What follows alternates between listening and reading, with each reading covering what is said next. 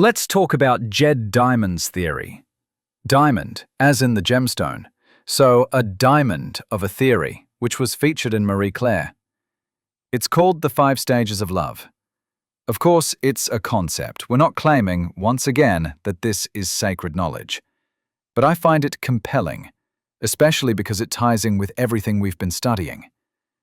This lecture, this particular segment, is going to be genuinely powerful. You'll find it useful for the rest of your life. I'm very grateful to those who made it this far. I know some stepped off the path, thinking they'd already heard enough. Unfortunately for them, because this is precisely where we get to the most important, valuable things in life, and begin to dive deep into the nuances of what love is. And yes, it truly does have stages. This helps bring at least some order to the dizzying concepts and jargon surrounding love. That's why I believe what we're about to discuss is immensely useful. Understanding this framework can serve you for a lifetime. Let's get acquainted with it. I'll comment on it more extensively than Diamond lays it out in the article. I'll expand it for you. Let's go. Here's what often happens. As soon as we hit real friction and serious disagreements in a relationship, we read them as the beginning of the end. Most of us either break inside and keep going for a while, or we actually split up. Yet Jed Diamond argues this is simply another stage of love, and the point is to get through it. In any relationship, even the most passionate and seemingly perfect, a moment comes when, say, if you're a woman, the man of your dreams no longer looks quite as brilliant and handsome. Sex loses its intensity. If you're a man, you suddenly notice your partner attracts you less and less. This is where most couples come apart. For some, this phase hits very early. For others, it arrives after 10 years together. After going through such a painful breakup, we throw ourselves back into the search for the one. And when we find them, we fail to notice we're slipping right back into the same vicious cycle. From infatuation to disillusionment. And we fall through again. Diamond says this happens at the 3rd of the 5 stages of love. So what we mistake for a point of no return is, in reality, just another stage. And we need to learn how to move through it. If we do, there's a very high chance we'll arrive at a truly enduring, strong love. But if we don't learn to recognize and regulate our emotions, what we call emotional intelligence, we risk repeating the same mistakes over and over. Let's walk through the 5 stages. The 3rd is the hardest. Anyone who gets through it has done something truly significant. We'll also talk about why some people will never make it past that stage, and why you now have a strong chance to do so when you reach it. And you will, one way or another, if you haven't already. Some of you have already been married, some more than once. Some had serious long-term relationships without marriage. Either way, you'll be better prepared than most. Stage 1, familiar to us all, is infatuation. Credit to the scientists here. Biologically speaking, it's an evolutionary ploy to bring 2 people together so they'll reproduce. Hormones run the show. Nature is crafty. And once hormones take over, we can't just willpower our way out of it. We're under the influence of dopamine, oxytocin, serotonin, testosterone, estrogen, and so on. That explosive cocktail creates the butterflies in your stomach. Your heart races. Your breath catches, quite literally. And there's nothing you can do about it. No matter how self-aware you are, arguing with biology is a losing battle. You can try to rein yourself in, pretend you're above it all. But flirting with nature rarely ends in your favor. You might manage to keep a lid on it for 10 years, and in the 11th, you'll blow a gasket. That doesn't mean you'll behave wildly. It does mean that at some point, you'll invite a heap of problems into your life because you kept suppressing, instead of experiencing, acknowledging, and entering into relationships with clear awareness. You told yourself you were above it and didn't care, and there's always a price for that. Neurochemically, dopamine fires from neuron to neuron along the mesolimbic pathway, prompting the brain to focus on a situation and anticipate a reward. That reward can be food, drugs, a hug, sex, you name it. The mechanism is the same. Studies show infatuation activates virtually the same brain areas as narcotics. It's essentially a drug, albeit a natural one. That dopamine surge makes us crave the next hit of pleasure, much like a heavy smoker constantly longs for the next cigarette. And it has little to do with who your beloved actually is. Are they suited for a long-term relationship? At that point, you don't care. Hormones are shouting, "Go, go, go!" and your critical thinking goes offline. Still, there's no shame in this. The experience itself is meaningful, even thrilling, and it helps us feel a vital spectrum of emotion. Enjoying it is not a sin. If you try to suppress it under the pretense of being above it, you'll only create bigger problems. So it's important to live through it, as best you can with whatever wisdom of head and heart you have. How do you recognize it? Infatuation often feels like a lightning strike, love at first sight. It usually fades fairly quickly, on average after a few months, though it can last longer for some and disappear faster for others. Infatuation can lead to the greatest love of your life, though in most cases it doesn't. The beloved seems perfect, special at last. We unconsciously project our unmet hopes and needs onto the beloved. Imagination kicks in. You're already picturing life together and a happy future. Remember how brilliantly this was spoofed in that music video about a first date after meeting online. The girl, apparently new to dating apps, sits across from a boy who keeps yawning. He couldn't care less, while she's already envisioning walking down the aisle, treating the meeting as life-altering, picking fights with her mum and best friend, and stumbling into every possible mishap without even leaving her apartment. That's a hormonal surge switching off the brain, and people start acting irrationally, sometimes in ways they never have before. We're all for the good and against the bad with this person, convinced that everything we lacked will finally arrive, and none of the old disappointments will repeat. At this first stage, attraction is the base layer. The object of our infatuation may even be out of reach, a pop idol, a movie star, a legendary performer. Those are parasocial relationships, like my crush on Monica Bellucci, for example. Stage 2 in Diamond's model is coupling, becoming a pair. Feelings deepen. Partners develop shared goals and form a solid unit.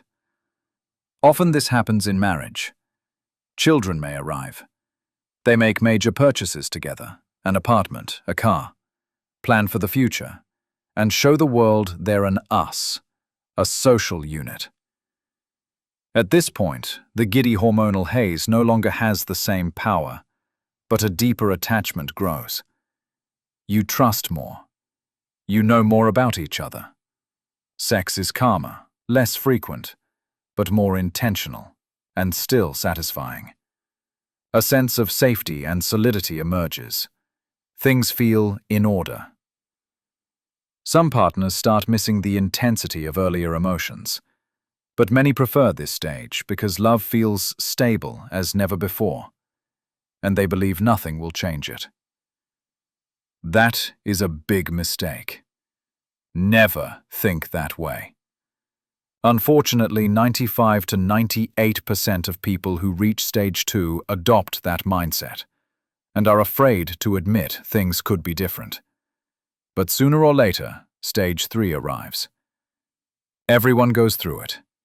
Differently, but inevitably. Stage 3 is disillusionment. No one ever said relationships are easy, but here you face challenges you weren't prepared for. You might think, we've handled plenty, 1, 2, 3. So, Eric, don't lecture us. We're the exception. Don't lump us in. We've dodged the pitfalls. Don't jinx us, Eric, with that look of yours. Those brown eyes. That kind of thinking is complacent. Harder challenges will come, unique to each couple. You may suddenly feel almost physically irritated with each other. You start thinking your perfect love wasn't perfect at all. Your partner's flaws begin to grate. The thought creeps in. Maybe there was no love to begin with. This is when most marriages end. The numbers are brutal. Over 70%, roughly 75 on average. 3 out of 4 marriages dissolve. This stage looks different for everyone. Some run at the first serious fight. Others spend years simmering in dissatisfaction and resentment. Either way, it starts to itch. You stay late at work more. Fights become more frequent. Research even shows we get sick more often. Another sign of unconscious unhappiness. A difficult home life leads to work setbacks, weaker immunity, and more apathy. Men may develop erectile issues that weren't there yesterday, and then conclude, annoyed, it must be because of this woman. I need someone new. Which, of course, doesn't help you move through this stage. In despair, many start plotting an exit. Couples split because they mistakenly believe being unhappy in a relationship is abnormal and illogical, and because they respect themselves. You can't treat me like that. I warned you.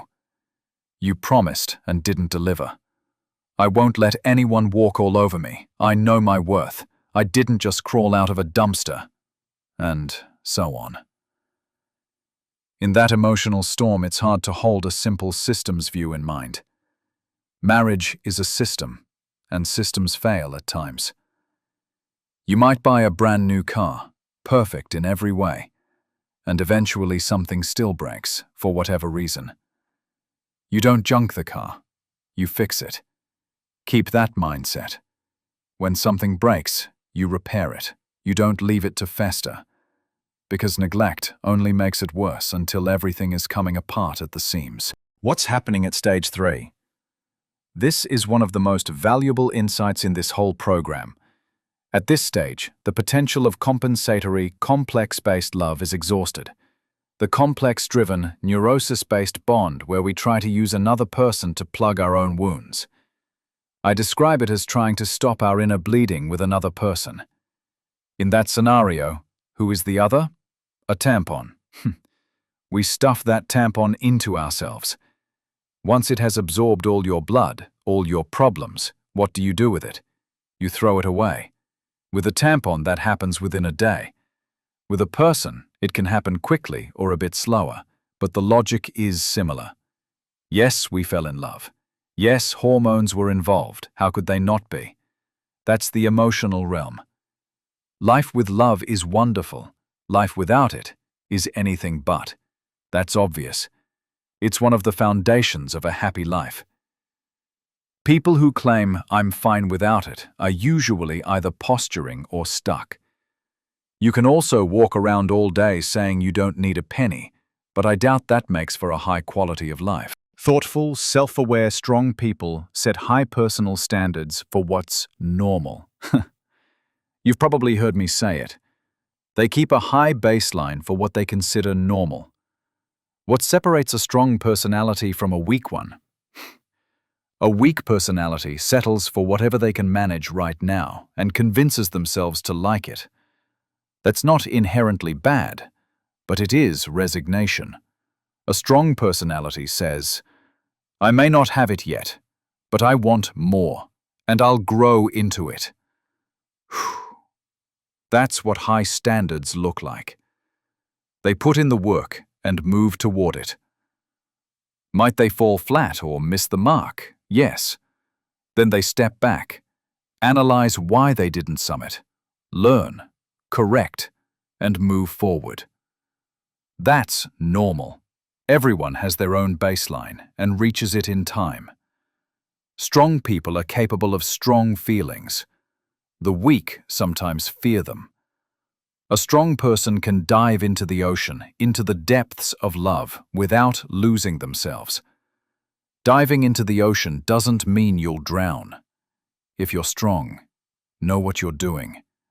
And you're not chasing someone neurotic who resists growth, but instead are growing together, then even a storm is worth weathering. We learn to love, consciously. We learn everything. We learn to speak. No one is born talking. We learn to walk. No one is born walking. We even learn to breathe air. In the womb, we breathe fluid. That's why the midwife gives a brisk slap on the backside, and we wail. That first cry is the first breath. Without that intervention, some infants used to turn blue and die within minutes, and people didn't understand why. We learn everything. Earning a living, sex, and, yes, love. The person who embraces that will live a much happier life. Fools who refuse to learn keep gambling. Sometimes they win, but most won't ever get what they truly want. And that's how dreams wither. Ask a room of kindergartners who'll be an astronaut, a captain, rich, a ballerina, an actor. Everyone will be something. Ask the same people at 60, and you'll find many betrayed their dreams, lived unhappily, and now seethe or suffer. Sadly, most people realize by the end that they lived poorly. So don't be naive. Don't assume it won't affect you. Learn. We learn everything else. We must learn love, too, however banal that sounds. In that learning, in understanding what love is, yes, we need to go through those emotional peaks, including infatuation. Ideally before marriage, and if later, within marriage, we hit crisis, we can treat it as an opportunity to understand ourselves, address the issues, and learn how to repair the relationship we're in.